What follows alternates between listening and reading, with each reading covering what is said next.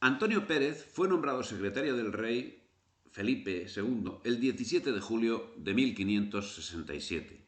El 8 de diciembre de ese mismo año recibió el título de secretario de Estado, encomendándosele la negociación de Italia. Sus convincentes modales se ganaron pronto la confianza del rey, cuestión que aprovechó para conocer a fondo la personalidad del monarca y emplearlo en su propio provecho. Además, los graves sucesos que acogotaron el espíritu de Felipe II, tanto desde el punto de vista familiar, como fue la conspiración y muerte de su hijo, el príncipe Carlos, y la muerte de su esposa Isabel de Valois, como las cuestiones de Estado, que fue cuando se produjo el levantamiento morisco en las Alpujarras, y hubo además fuertes tensiones en los Países Bajos, le hicieron un hombre reservado, lo que facilitó el ascenso de influencia de Antonio Pérez. Cuando en 1573 murió el príncipe de Éboli, él mismo, Antonio Pérez, pasó a encabezar el partido ebolista. Y daba la casualidad de que Antonio Pérez tenía unas relaciones en extremo afectuosas con la princesa de Éboli. Las actividades desarrolladas le reportaron un importante enriquecimiento personal, un conocimiento de secretos de Estado, con los que al parecer traficó, y un gran poder político que era apoyado por un importante grupo de partidarios encabezados por la princesa de Éboli. El partido contrario estaba encabezado por el duque de Alba. Los Países Bajos estaban en ebullición secesionista, fomentada por los alborotadores protestantes, y de gobernador de ellos estaba el héroe de Lepanto, don Juan de Austria. Estando en esa situación, Escobedo, secretario que era de don Juan, aconsejó una negociación con los rebeldes y una invasión de Inglaterra, a cuya corona, la de Inglaterra, aspiraba el infante español. Pero todo eso iba en detrimento de los intereses del mismo, a quien dejaban en entredicho frente a Felipe II en unos momentos en que las relaciones entre los hermanastros, que eran tan profundas, estaban en ese momento tensas, precisamente por las aspiraciones que don Juan tenía a coronarse rey. Para aclarar las cosas, don Juan envió a Madrid a su secretario, que acabaría siendo asesinado por Antonio Pérez en 1578. De un modo o de otro, Antonio Pérez implicó a Felipe II en sus sucios manejos, y para ello no le faltó la colaboración de alguna nobleza, como el marqués de los Vélez, cuya casa había quedado tan mal parada en la guerra de las Alpujarras. Pero Antonio Pérez, hábil político, se mantuvo en el puesto sorteando la inteligencia de Felipe II, quien en un principio mantuvo su confianza en él. Confianza que fue perdiendo fuerza conforme se complicaba el asunto de la muerte de Escobedo, cuyos familiares no se conformaron con la versión oficial. Según la versión de Antonio Pérez, la ambición de Escobedo lo habría llevado a manejar en beneficio propio la justa ambición de don Juan de Austria, que había sido presentado ante su hermanastro como insana. Él, que había mostrado su magnanimidad al menos en dos ocasiones señaladas, en Lepanto y en la traición del príncipe Carlos, y que había sabido someter su ambición de acometer la conquista de Inglaterra a la voluntad de su hermanastro, a quien tanto quería, Felipe II. Es el caso que los motivos que llevaron a Antonio Pérez a asesinar a Escobedo no eran otros que el haber sido descubierto en un acto flagrante de traición a la patria. El 31 de marzo de 1578, Escobedo, después de varios intentos de envenenamiento, fue asesinado por unos espadachines en Madrid, junto a Santa María de la Almudena. Los rumores populares hicieron responsable a Antonio Pérez, cuyos amores secretos con Ana de Mendoza y de la Cerda, la princesa de Éboli, habría descubierto Escobedo. Así, para asegurarse de su silencio, lo habría hecho matar. Posiblemente Antonio Pérez era instigador del crimen, pero por diferente motivo. Lo que Escobedo sabría sobre él era la venta oculta de secretos de Estado. que también beneficiarían a la princesa. Otra posible hipótesis es que Felipe II creyó las difamaciones de su secretario hacia su hermanastro y consintió en hacer desaparecer a Escobedo. En todo ese embrollo salió salpicado el propio rey prudente. Juan de Escobedo era amigo de Antonio Pérez, y fue él quien lo puso de secretario de don Juan de Austria con la idea de mantenerse informado por encima de la voluntad del propio don Juan.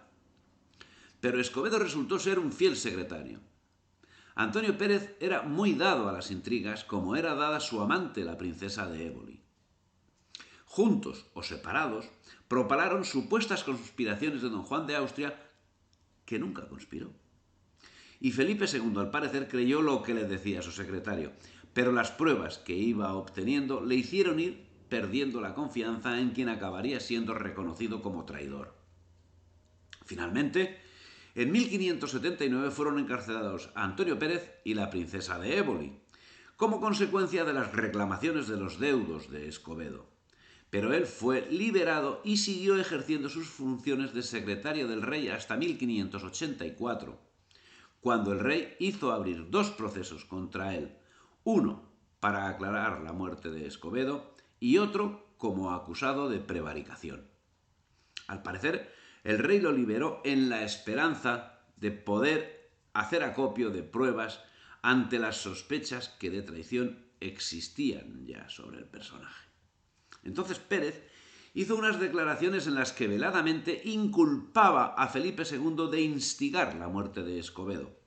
Como consecuencia fue apresado en 1585. En 1590 escapó de la cárcel y huyó a Aragón, donde al ser arrestado alegó ser aragonés y beneficiario del fuero de la manifestación con que se libraba de las leyes de Castilla.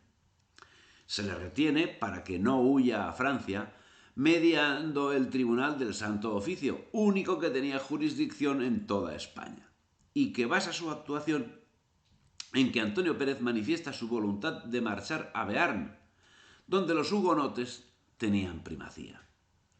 A partir de ese momento, las declaraciones de los testigos citados por la Inquisición aportaron datos para incrementar la sospecha del contacto de Antonio Pérez con los herejes de Bearn. Finalmente, el propio Pérez confirmó los argumentos de la Inquisición escapando a Francia. Era un traidor y como tal fue perseguido, aunque sin haber obtenido el éxito deseado. Es de destacar que sí, la Inquisición era la única institución con unidad de acción en toda España, y esa peculiaridad proviene del siglo XIII, cuando el provincial de los dominicos de Castilla, por breve del Papa Inocencio IV, quedó nombrado provincial de España con capacidad de nombrar inquisidores en todos los reinos. No obstante, como ya ha quedado señalado, en Castilla no existió Inquisición hasta el siglo XV. Si bien Juan Antonio Llorente, no se sabe cómo ni por qué, afirma lo contrario. El caso es que, por esta peculiaridad, la Inquisición tenía potestad en toda España. Por otra parte, el fuero de la manifestación se producía cuando un acusado solicitaba amparo al considerar que existía un agravio por parte de los oficiales reales que le suponía un peligro físico.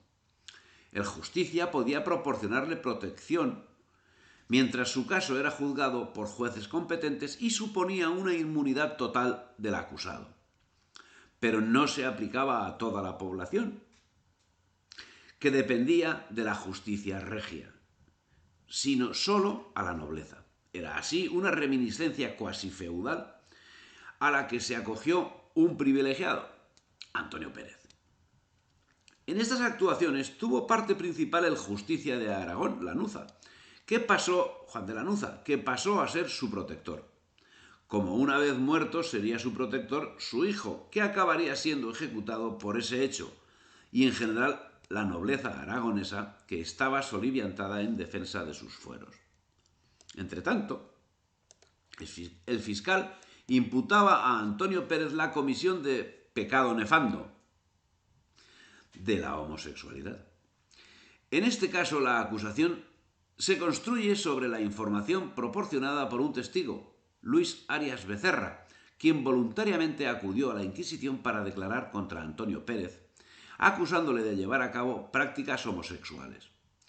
Algunos de los testigos dicen conocer esas prácticas e incluso alguno de ellos, siendo presionado, llega a confesarse cómplice de Antonio Pérez en la comisión del delito que se le imputaba.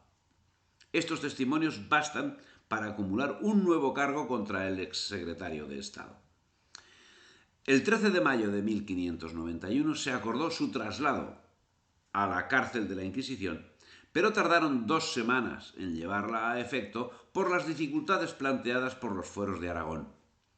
Refiere el alguacil que, habiéndose personado en la cárcel de los manifestados, donde se encuentran recluidos los relacionados en los mandamientos de prisión a él dirigidos, no pudo cumplir con su cometido, por cuanto el alcaide de esa prisión, Antonio de Ores, negó la entrega de los presos que estaban bajo su custodia. La cuestión se demoró 15 días por errores de procedimiento por parte de los inquisidores. Finalmente, el 24 de mayo les es entregado el preso, momento que aprovecharon los amigos de Antonio Pérez para soliviantar al pueblo, reclamando contra quienes violaban los fueros.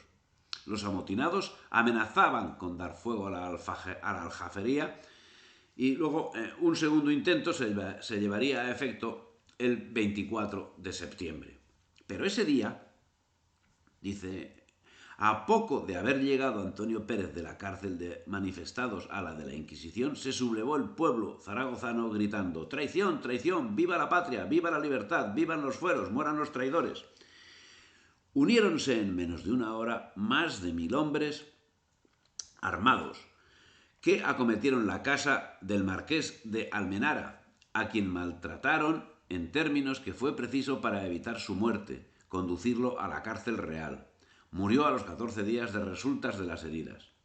Insultaron y amenazaron al obispo con la vida, si no conseguía de los inquisidores la restitución de Pérez y Mayorini a la cárcel de manifestados.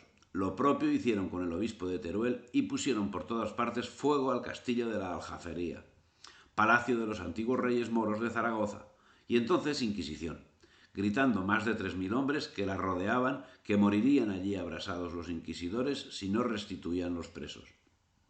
A pesar de la resistencia del inquisidor Molina, al tumulto y a las varias instancias del arzobispo, obispo, virrey y principal nobleza, le fue forzoso ceder al fuego y al peligro que crecían por momentos. Se incrementaron los disturbios cuando iban a cambiar de cárcel a los presos. Los revoltosos mataron a mucha gente y liberaron a Pérez y a Mayorini, a quienes facilitaron la fuga al otro lado del Pirineo. En la revuelta resultó gravemente herido el virrey Almenara, que fallecería a los pocos días. Antonio Pérez llegó a plantear la separación de Aragón de la corona de España, poniéndola bajo la protección de los hugonotes, de Enrique de Navarra, príncipe de Bearn y rey de Francia, que contaba con el apoyo de los moriscos. Como respuesta, el ejército castellano entró en Aragón. Entonces, el Justicia, el recién nombrado Juan de Lanuza, solicitó ayuda a las ciudades aragonesas, al Reino de Valencia y al Principado de Cataluña, al fin los territorios de la Corona de Aragón, e incluso instó a los moriscos a sublevarse. El Justicia y Juan de Luna, que era diputado de la nobleza, salieron al encuentro del ejército real, que ya había entrado en Aragón el 8 de noviembre. Sin embargo, abandonaron a sus hombres y se juntaron con los otros 2 jefes de los rebeldes, el duque de Villahermosa y el conde de Aranda, en Epila.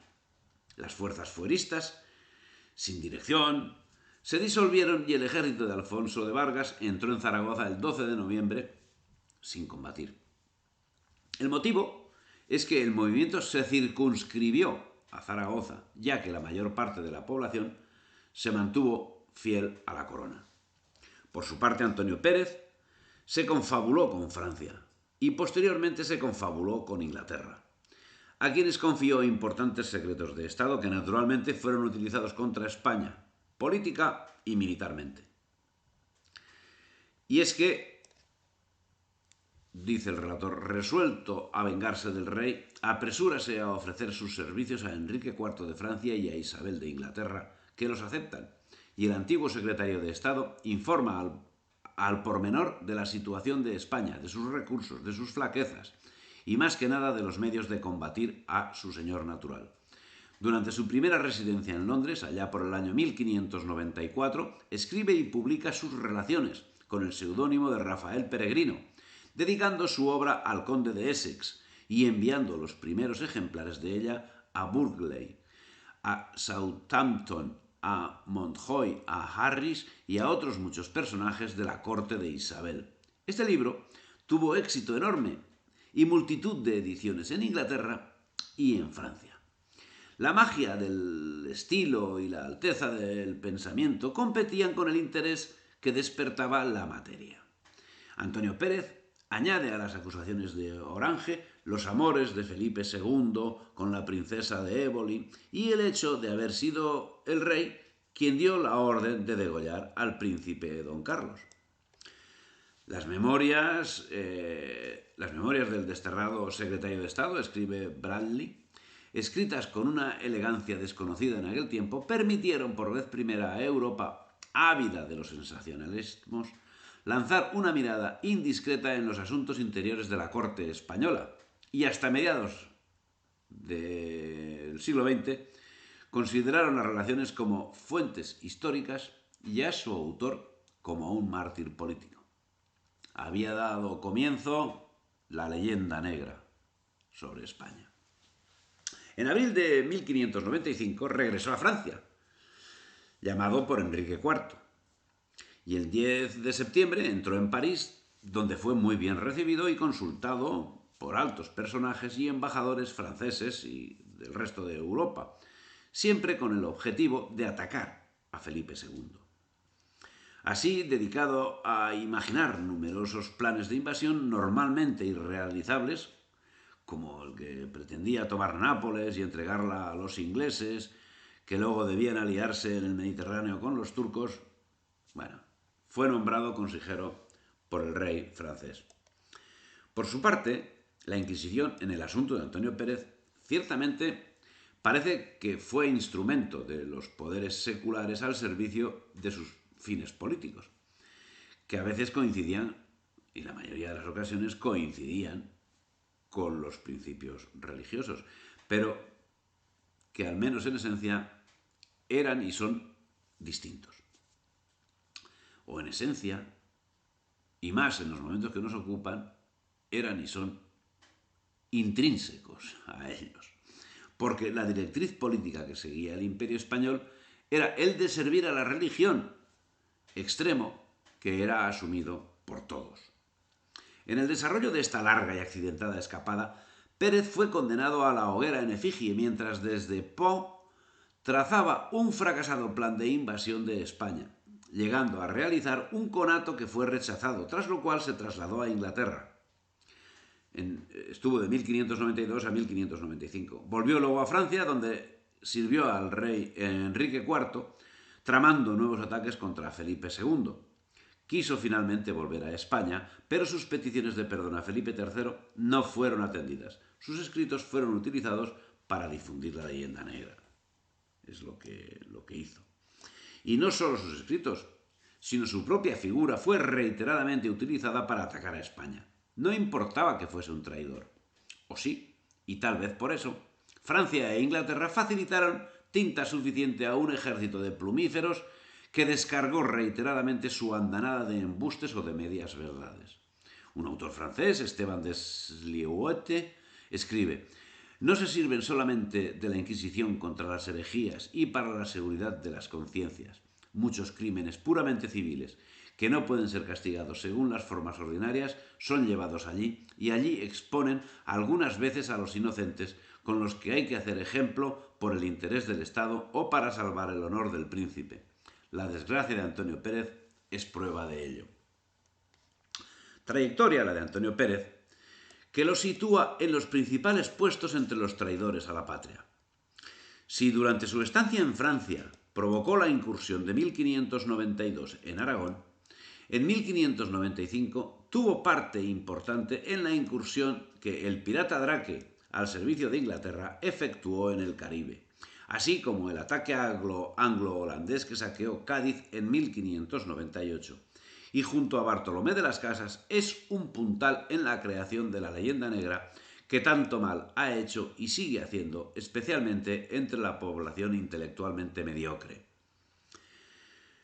Lo que más irritó a los inquisidores fue que dijesen que los testigos que habían declarado en el Santo Oficio lo habían hecho falsamente, siendo inducidos por los ministros del rey. Antonio Pérez murió el 3 de noviembre de 1611, dejando la siguiente declaración. Declaración hecha por mí, Antonio Pérez, a la hora de mi muerte, la cual no pude escribir de mi mano por hallarme fatigado en tal paso. Y por esto rogué a Gil de Mesa la escribiese de la suya en la forma y tenor que yo le fuese diciendo. Por el paso en que estoy y por la cuenta que voy a dar a Dios, declaro y juro que he vivido siempre como fiel y católico cristiano. Y de esto hago a Dios testigo.